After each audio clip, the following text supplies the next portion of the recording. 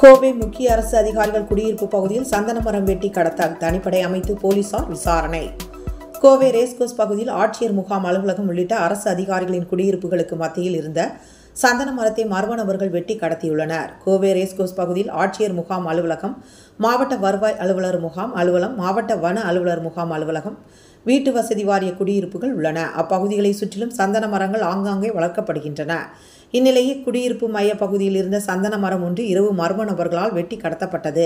தகவல் அறிந்து சம்பவ இடத்திற்கு விரைந்து சென்ற ரேஸ்கோர்ஸ் போலீசார் இது தொடர்பாக விசாரணை நடத்தி வருகின்றனர். இப்பகுதியில் சந்தன மரம் வெட்டி கடத்தப்படுவது இது முதல் முறையல்ல. ஏற்கனவே சில நாட்களுக்கு முன் அங்கு சந்தன மரம் ஒன்று வெட்டி கடத்தப்பட்டது.